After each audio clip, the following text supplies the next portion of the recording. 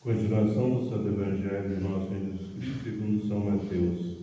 Naquele tempo, disse Jesus a seus discípulos esta parábola: O reino dos céus é semelhante a um pai de família que saiu ao romper da manhã a contratar operários para a sua vinha. Tendo ajustado com alguns por um dinheiro ao dia, mandou-os para a sua vinha. Saindo perto da hora terceira, viu outros que estavam ociosos na praça e disse-lhes: Ide vós também para a minha vinha, e dar-vos-ei o que for justo. E eles foram. Saiu outra vez perto da sexta e da nona hora, e fez o mesmo. E saindo quase à 10ª hora, ainda achou outros por ali, e disse-lhes: Por que ficais aqui ociosos todo dia? Responderam-lhe eles: Porque ninguém nos contratou. Ele lhes disse: Ide vós também para a minha vinha. Caindo já a tarde, disse o senhor da vinha a seu feitor: Chama os trabalhadores e paga-lhes a diária, a começar dos últimos até os primeiros. Chegando, pois, os que tinham vindo perto da 10ª hora, cada um recebeu um dinheiro. Vindo depois dos primeiros, julgaram que havia de receber mais. Receberam, porém, um dinheiro cada um. Tomando, murmuravam contra o pai de família, dizendo: Estes últimos trabalharam 1 hora, e os igualastes conosco, que suportamos o peso e o calor do dia.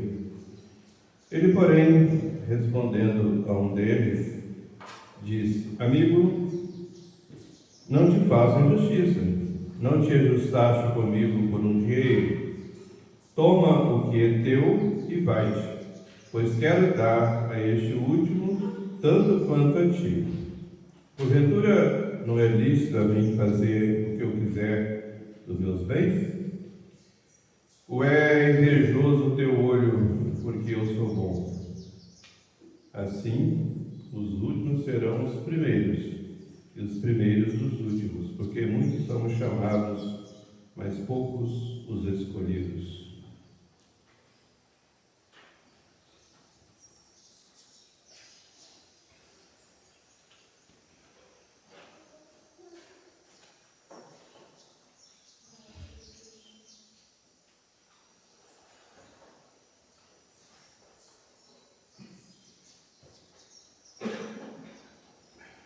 Pelo sinal da Santa Cruz, eterna Deus nosso Senhor, dos nossos inimigos, em nome do Pai, do Filho e do Espírito Santo, a lembrança.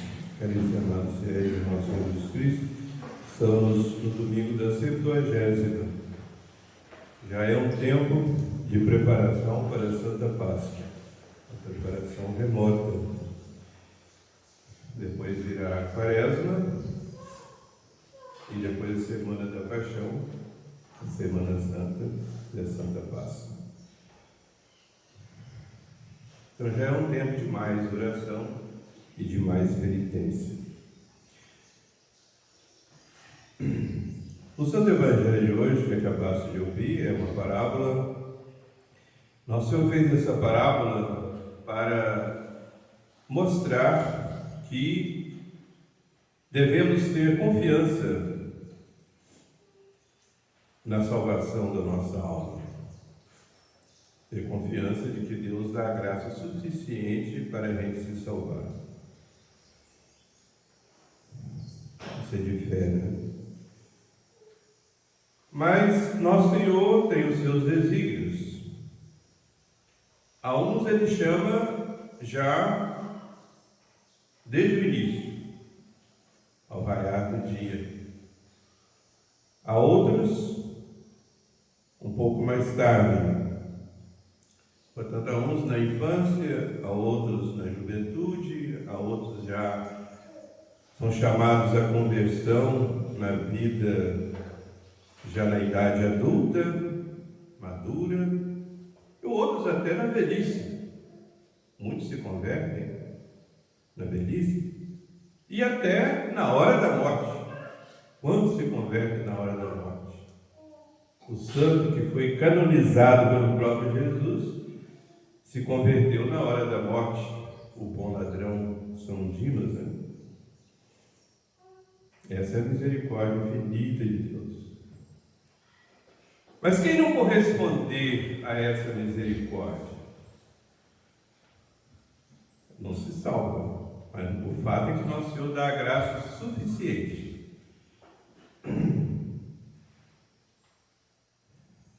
Então aquele pai de família é o próprio Deus, é o Pai Celeste. Aquelas várias horas em que esse pai de família chamou os trabalhadores para trabalhar na sua vinha, são justamente as almas da igreja, o campo das almas. O mordomo, né, é o próprio nosso Senhor Jesus Cristo. O dinheiro, ou a recompensa, é a vida eterna, é o céu. Então, nosso Senhor nos criou para isso, para conseguirmos o céu, para trabalhar na sua vinha, trabalhar na salvação da nossa alma. Dizem os santos, caríssimos e amados irmãos, e muitos escritores espirituais, baseados nesses santos, que haverá, com certeza, muita surpresa no juízo final. Porque muitos que são chamados desde o início, ao raiar do dia, ou seja, pessoas que nascem de pais católicos, praticantes, portanto, são batizados, fazem a primeira comunhão e, no entanto, não perseveram. Não perseveram. Ou então, passam a vida toda numa mediocridade, numa vida tíbia. Receberam muitos talentos e devolveram poucos.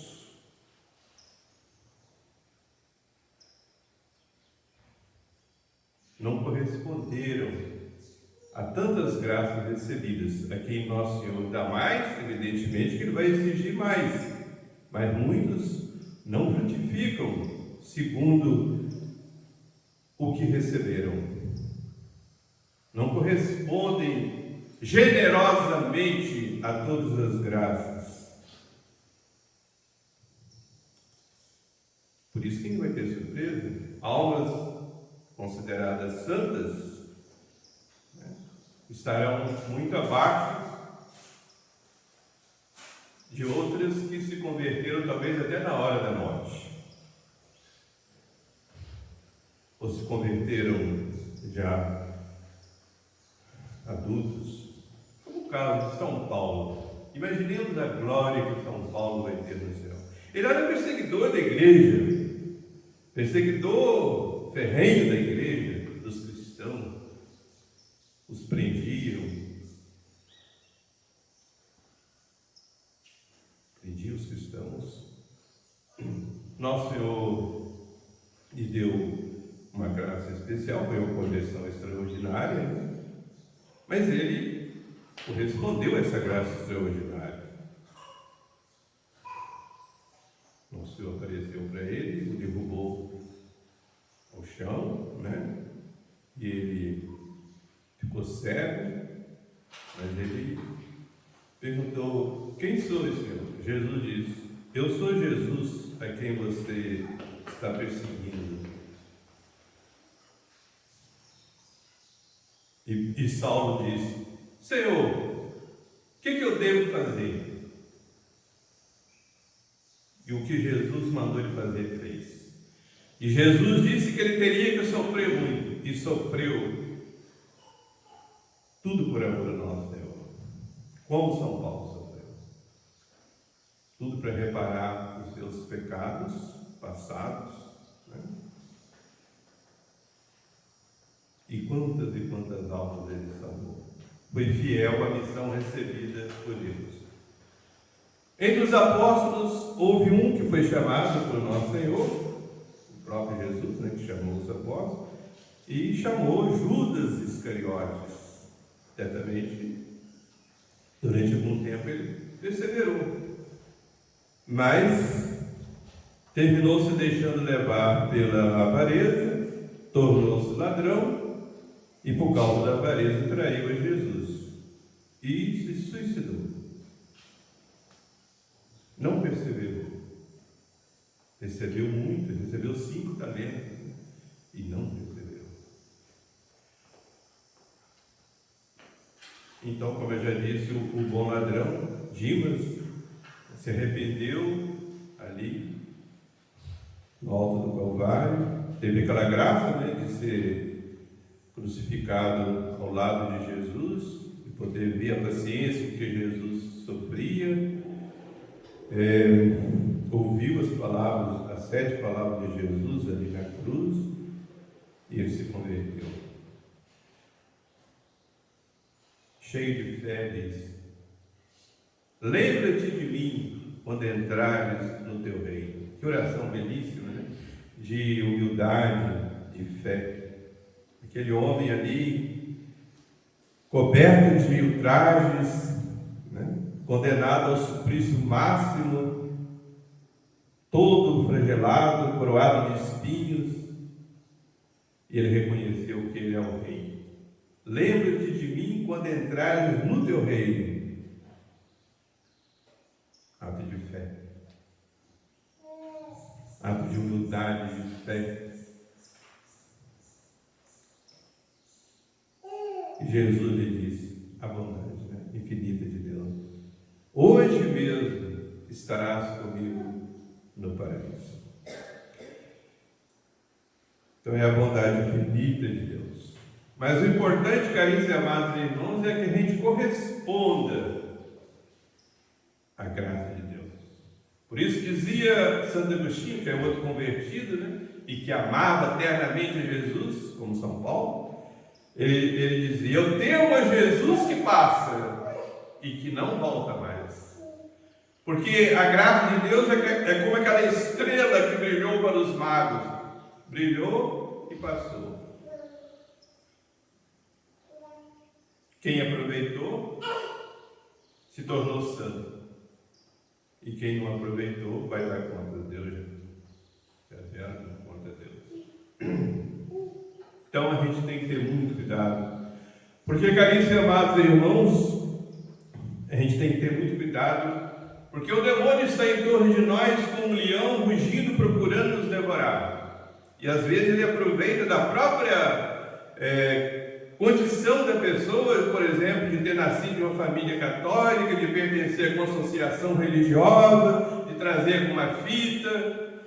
Ele pode tentar a pessoa a se julgar melhor que os outros, a zombar dos outros, a achar que quem está no pecado já está condenado e não tem espírito de caridade, espírito missionário da igreja, né? Como Jesus, que ia à procura dos pecadores, até comia com os pecadores, aceitava o convite para ir à casa deles,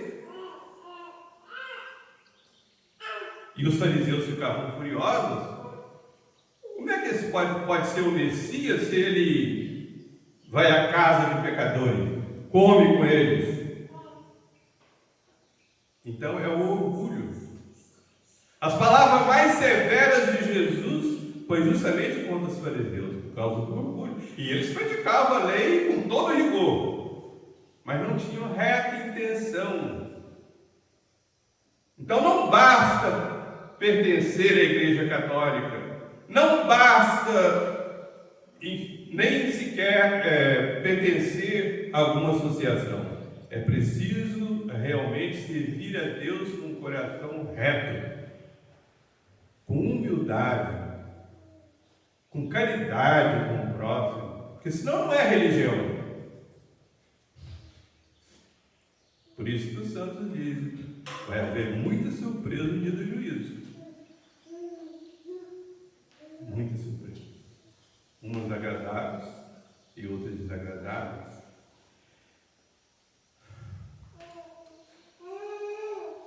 Então a gente tem que ter muito cuidado, porque o demônio pode tentar, inclusive, a pessoa um sacrilégio. A pessoa se considera santa e às vezes tem a fraqueza de cair e não tem a humildade de confessar. Santo Antônio de Pádua contra vários casos. São João Bosco contra vários casos. O demônio se aproveita, né,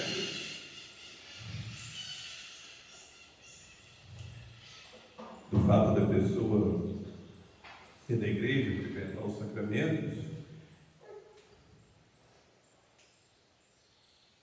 E esse demônio pode fechar a boca da pessoa pelo orgulho.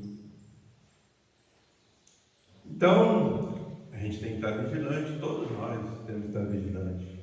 Porque um mau pensamento, um pensamento de orgulho, pode te levar para o inferno. Só se consentir, evidentemente, né? Porque ninguém está livre de 70. Livre de 70. O demônio tenta. A gente tem que estar vigilante, desconfiando sempre de nós mesmos, sempre pedindo a força de Deus, procurando a força da oração e do sacramento. Porque a partir do momento que uma pessoa se convencer que é santa e desprezar os outros e não vigiar e se expor ao perigo, cai e pode ser condenado eternamente. Então nossa segurança está na humildade. Na humildade. Jesus terminou essa palavra dizendo: muitos são os chamados e poucos escolhidos. Quais são esses escolhidos? Os humildes. E às vezes, caríssimo e amado irmão, nosso Senhor até deixa uma pessoa orgulhosa cair no pecado para ela se humilhar, porque senão ela não se salvaria. Mas se apesar de cair, não se humilhar, tudo perdido. Tudo perdido. É uma graça que nosso Senhor deu a pessoa. Você caiu, eu te perdoo, mas seja humilde. Vai e não peque mais. Então, caríssimos e amados irmãos, vou terminar contando o fato de uma conversão que se deu há muitos anos, não foi aqui também não, foi nos Estados Unidos. Havia dois médicos, um católico e o outro era protestante. Naquela época eram chamados protestantes, né? E eles foram a uma grande cidade lá dos Estados Unidos, que eu não lembro qual. Lá fizeram uma viagem de trem por várias horas, porque eles foram a um congresso de medicina. Pois bem, e na última sessão, na última reunião, foi num sábado, e terminou, ela prolongou-se muito, e passou até da meia-noite. E eles já tinham que voltar para a sua cidade, já tinha combinado pegar o trem às 8 horas da manhã de domingo. Então, foram dormir tarde, né? O médico protestante pediu alguém lá para acordá-lo às 7h30. Às 7 horas. E o médico católico: você me acorda às 5h30. O protestante disse para ele assim: mas, meu amigo, nós vamos fazer uma viagem muito cansativa, várias horas de trem, né? Praticamente andar o dia todo, viajar o dia todo. Você vai dormir só esse pouquinho? 5h30?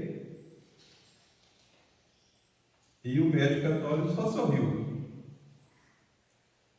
Não falou nada. Fato é que,